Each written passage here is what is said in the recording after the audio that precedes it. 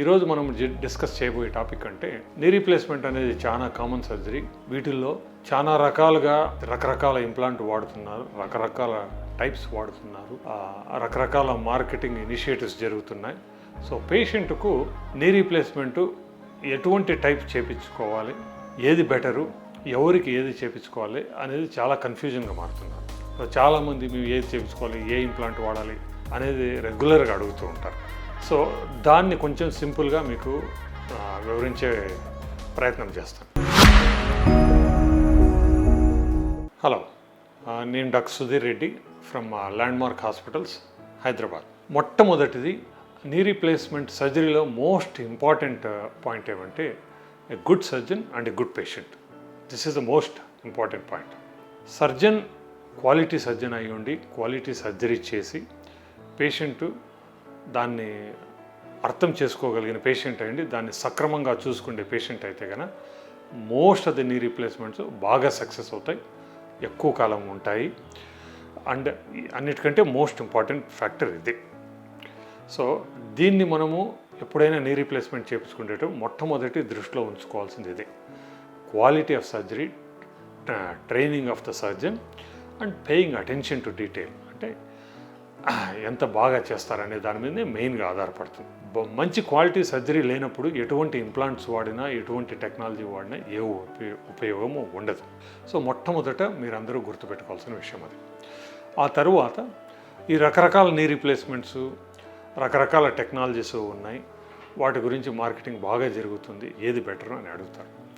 So వీటిని మనము 3 భాగాలుగా విభజించవచ్చు.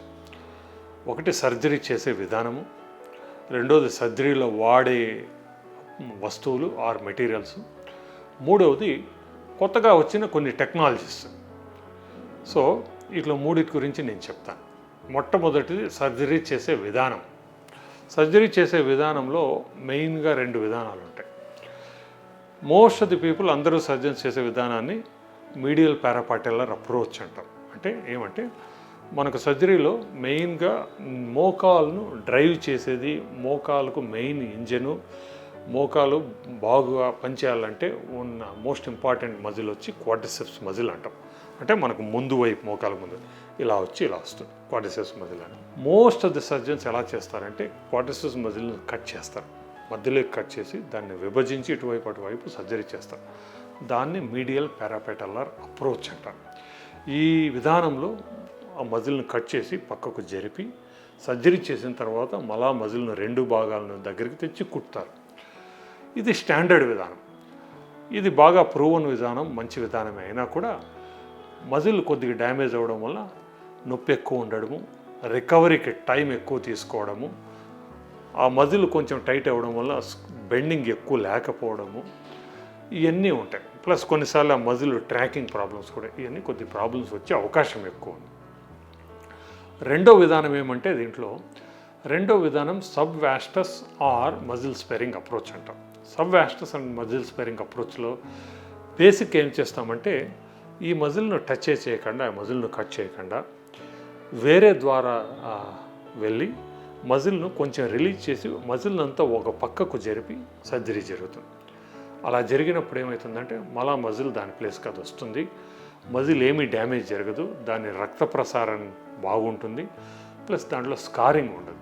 సో దానివలన మజిల్ బాగా పనిచేయడం వలన తొందరగా రికవరీ జరగడము, తొందరగా నడవగలగడము, ఎక్కువ బెండింగ్ రావడము, ఇవన్నీ జరుగుతుంది. ఇది మెయిన్ విధానం. ఇది సర్జరీ చేసే విధానం. రెండవది ఏమంటే వీటిల్లో ఉండే మెటీరియల్స్ ఎలాంటివంటే ఈ విధంగా సర్జరీ చేసినప్పుడు మనము ఈ ఆర్టిఫిషియల్ జాయింట్ వాడతాం. వీటిలో స్టాండర్డ్ మెటీరియల్ వచ్చి కోబాల్ట్ క్రోమ్ అలాయ్ అంటాం. So majority of knee replacement cobalt chrome Alai. దాంట్లో అల్ట్రా మాలిక్యులర్ వెయిట్ పాలిఎథిలీన్ అనేది మధ్యలో వాడతాం. ఈ 2 మెయిన్ ఇంపార్టెంట్ పదార్థాలు దీంట్లో వాడడం. ఈ మధ్య కొత్తగా ఆక్సిడైజ్ జెర్కోనియం ఆర్ ఆక్సినియం అని కానీ క్రాస్ లింక్ పాలిఎథిలీన్ అని వచ్చాయి.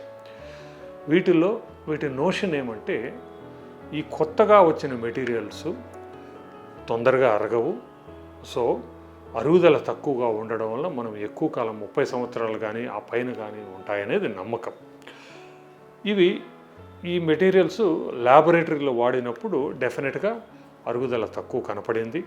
సో దానివల్ల మనము మామూలుగా ప్రజల్లో వాడినప్పుడు కూడా, పేషెంట్లలో వాడినప్పుడు కూడా భవిష్యత్తులో కూడా అరుగుదల తక్కువగా ఉంటుంది, ఇవి ఎక్కువ కాలం ఉంటుందనే నమ్మకం అయితే ఉంది మనకు. సో దాంట్లో ఆల్రెడీ వెల్ ప్రూవన్ పార్ట్ ఏమంటే, ఈ పాలిఎథిలీన్ అనేది ఏదైతే మనం హైలీ క్రాస్ లింక్డ్ కానీ విటమిన్ ఈ పాలి కానీ వాడినప్పుడు అప్పుడు జనరల్గా ఏం జరుగుతుందంటే అది తక్కువగా అరుగుతుంది. అది మనకు ఆల్రెడీ లాస్ట్ 10-15 సంవత్సరాలుగా ఉన్న డేటా ప్రకారం తెలిసింది. So highly cross link polyethylene వాడినప్పుడు మనకు తక్కువ మోకాలు ఆర్టిఫిషియల్ జాయింట్ తక్కువ అరగడం జరుగుతున్నది. దానివల్ల భవిష్యత్తులో కూడా ఇది ఎక్కువ కాలం ఉండే అవకాశం ఉంది. అలాగే ఆక్సినియం నీ అని వింటారు.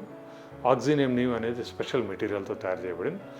ఆల్దో మనకు ల్యాబొరేటరీలో ఎక్కువ కాలం వస్తున్నట్టు కనపడినా ఇప్పటి వరకు మనకు ఉన్న డేటా ప్రకారం పేషెంట్లలో అయితే ప్రూవ్ కాలేదు.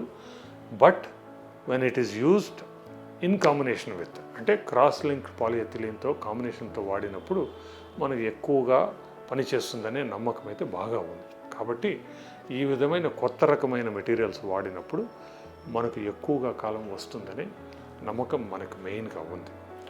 సో ఈ విధంగా ఏ విధంగా చేయడం బెటరు అనేది, ప్లస్ ఏ మెటీరియల్స్ వాడడం బెటర్ అనేది మనం ఈరోజు తెలుసుకున్నాము. ఇంతటితో ముగిస్తాం మీరు. Thank you.